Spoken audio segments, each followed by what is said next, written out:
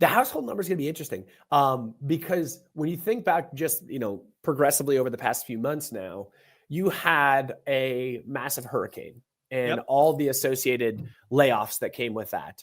The subsequent month was November, and November you had a ton of hirebacks. Yep. And then December, now you have the seasonal worker and how much influence that has around the holiday season. I'm really interested to see what happens next month. Alrighty, folks, it is jobs week. On Tuesday, we will get what's called the JOLTS report. On Wednesday, we will get what's called private payrolls. And then on Friday, we will get the coup de grace, the big number, the Bureau of Labor Statistics, household data on jobs. We're going to talk about this with Taylor from Life Goal Investments, figure out which jobs number he's looking at, talk about, are we seeing the job market turn? Because often it turns like the Titanic, but once it is turning, it's turning. Taylor, what say you? It's been interesting to watch the Titanic, if you will, over the past year, which is the jobs market. We had some slowdown numbers in the summer of last year where all of a sudden it started to look like the labor market was stumbling on itself. And then we got a little different pickup in the fall. And then we saw right at the end of the year, potentially some weakening, data there as well. So it's been a fits and stop and start kind of jobs market where all in all, I think you look at it over the past year and a half, and you are hard pressed not to say it's at least softening. Directly. Yeah, it's interesting because I think each of the three reports could give us insight, and we'll talk about them in the order that they come out. So on Tuesday, we're going to get what's called the JOLTS report. Historically speaking, at one time we had the JOLTS report the job openings over 10 million. Mm-hmm. They did go all the way down to sub 8 million. I think the last report was kind of 8.1 ish. It's going to be interesting because, what I saw, at least feeling wise, and again, feelings is not something you put economic numbers on, but post election, when you look at the small business surveys, they were noticeably up.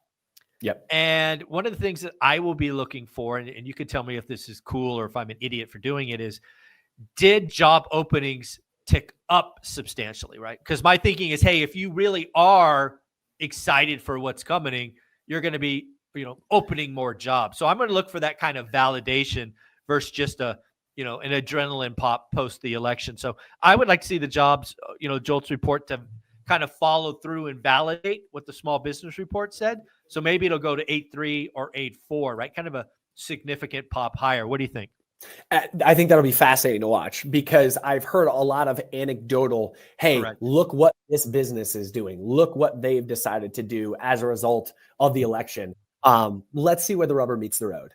I would be surprised if you had that quick of a pop in it. That being said, I don't have any inside baseball on this to state the obvious. But it is certainly a sentiment gauge. If people, are thinking that, hey, it's the quickest moving. Seemingly the quickest moving. Yeah, when I was an executive and we were making a move on something, if we wanted, we would have 15 recs open the next day. Right? Right. We may not have intention to hire all 15 in the next week. That's the question is right. Whether the job opening is actually indicative of that employer hiring. Because I will put out job openings right now, looking for that pristine, unicorn, ideal character to come in, and I will hire them, but I don't even have a role open, right? And that's legitimately like our firm right now. If you were the right character, we would hire you like that. Do we have the perfect role for you? No, we might not. But if we sit out there with a job opening available and it gets called on by the right person, you're going to get hired. But the real intention is not necessarily to hire. Yeah, no, but I think it's a little different, right? Because again, I'm looking for validation. That's because sometimes when you look at the economy, the picture, you can tie reports together. A lot of people get myopic on a single report, and that's most of the time doesn't tell you anything, right? You got to see these. So I'm looking for this again. If I was running a small business and I answered that report in the way it appeared people did with noticeable move up and all of kind of the questions, I'd want to see a lot of job openings. And again, back when I was hiring, to use the 15 example, if we were going to do a product line or go to market or sales team or whatever, we would open all 15 recs day one. We probably look to hire 3 or 4, over a 6 to 8 week period, and it would be rolling. But yeah, we would open all 15 recs the same day.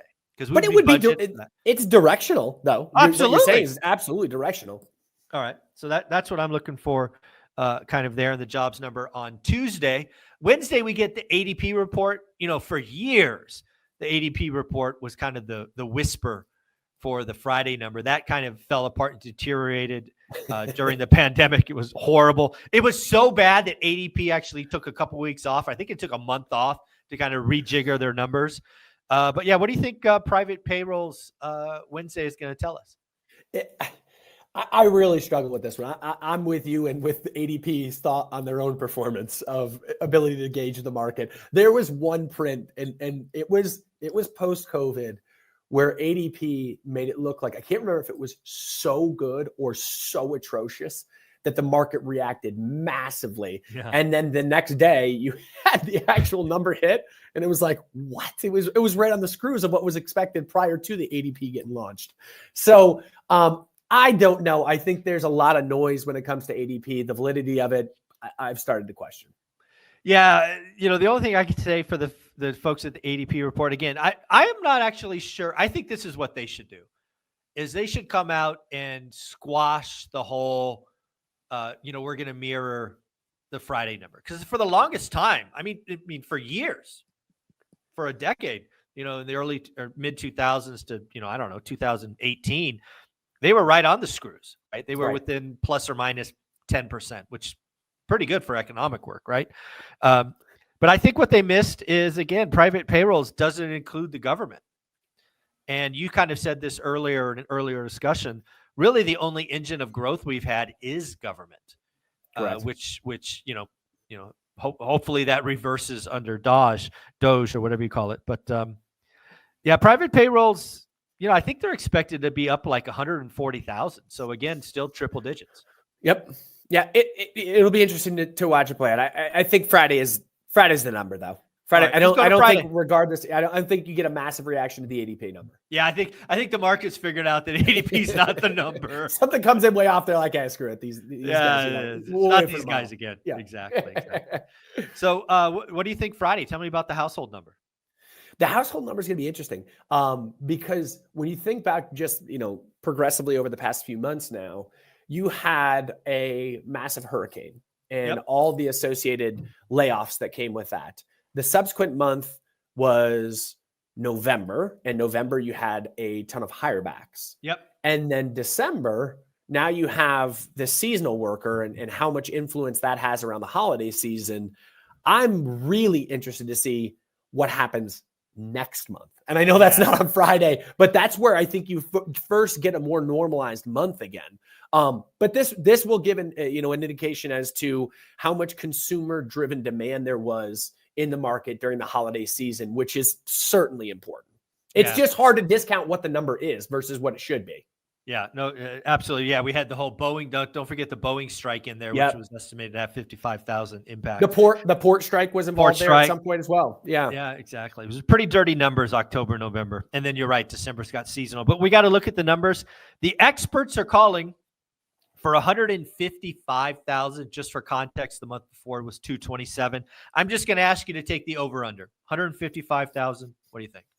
I'll take the over on it because, again, I think that you're still getting some higher back in there. And then I think that the seasonal job worker is there in the market in December. So if it comes in, meaningfully lower than November, I guess November, though, you're also comparing to the higher backs that you had during the hurricane, et cetera. So, I'll take the over. I'll take the over. All right. Just for fun, folks, I'll take the under. Just for fun. I really have no opinion, but I like it when I disagree with our guests. Next up, we got the unemployment rate. Unemployment rate was 4.2 last month. It's expected to be 4.2 this month. Given that you're taking the over, do you see that maybe coming down or you think it's flat?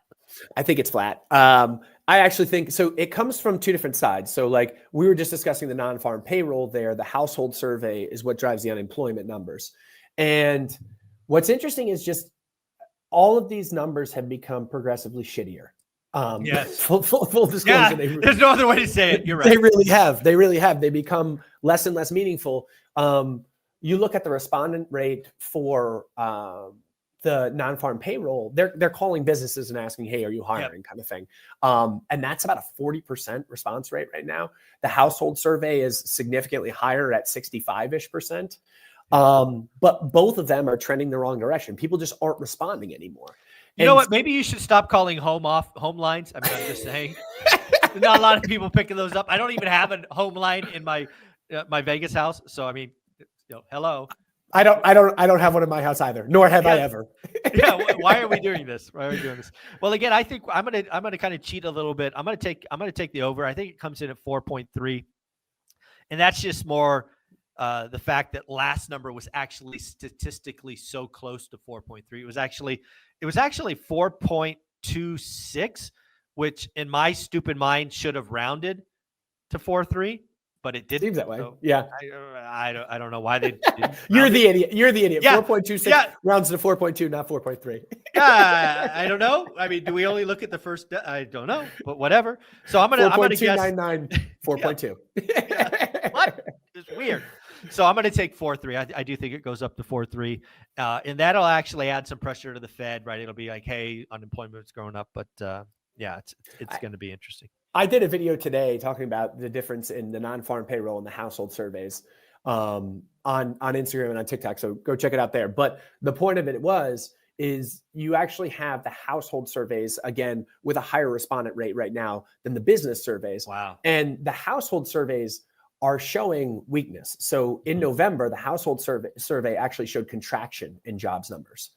And you have never seen a contraction in jobs numbers without an accompanying recession. So who knows, whether you should be taking the non-farm payrolls number or the household survey number, but the household survey respondent rate is almost 2x. And then when you back it out and you break it down to public and private, public being government jobs have been adding, private has actually lost about 1.3 million jobs over the past year. Yeah, not good. And so again, kind of going back, I don't know if we made it on the point on this video or the last one, but like what happens if Doge kicks in now and the only hirer in the market right now is the government, and the government goes from a hirer to a firer? I don't know if those are words, but you get the point here. Yeah. If private's already shedding and then Doge comes in and public sector starts shedding as well, you could certainly see a pickup in unemployment. And by the way, it's hard not to come up with that logic if we are actually going to go through this, Department of Government Efficiency. Yeah. At the end of the day, when we kind of close out jobs, the thing that I'm asking my audience to look at, and I'm looking at, is obviously we get a report. I think it's every Thursday, the weekly unemployment claims. And again, that's just something you could look at every Thursday. Bang, bang, bang. Yeah. And right now it's sitting at about, it's sitting in a pretty comfortable range of 210 to 240. We had 1 week where I think it popped to 252, but it came right back in line. And then the other thing I'm looking for in 2025 is actually continuing claims. One of my calls is for 2025 is the unemployment rate may not pick up meaningful. We'll say stay below 4.8, but duration is going to extend. And I think it was last week, probably the week before, we peaked at 1.91 on continuing claims. I think that could go up to 2.5 to 3 million. I just think it's going to take longer to get hired if you do get unemployed. What do you think? I think, well, I just want to pay you a compliment, because I think one of the things that you addressed earlier that gets so lost in the shuffle is like, you're looking at things in totality. You're looking at literally all of the numbers as they come in. The one big mistake that people make is they focus on one specific number and they're trying to drive a narrative with that particular number. Right. And the reality is, like, we love to have big bombastic takes. Oh, we're going to be in a recession because, or the market is going to rip because. The reality is nothing is so cut and dry. It's not a light switch. There's middle room and it's playing probabilities. And you do a nice job of breaking down for your audience. Like, here's what the entirety of the data is saying, and here's what I'm deriving from this. Yeah, I appreciate that. Yeah, it's a lot of fun. I've been studying the consumer for 30 years, and the only way you do that is by studying all the inputs to the consumer. So I appreciate that acknowledgement. Taylor, you're just the biggest nerd I know. It's just a better way of saying that. I take that as a compliment. I've been called it's meant to be. It's meant to be. I think 20 years ago, nerd was not a compliment. Now people are like, yeah, I am a nerd. Yeah, I wear it with honor. Where can people find you? Yeah, find us at Life Goal Investments. We're on Instagram and on TikTok, putting out daily 60-second stuff. Yeah, if you want to know about Taylor and his firm, you can always go to lifegoaladvisors.com/introduction. Thanks, buddy. Love it. Thank you.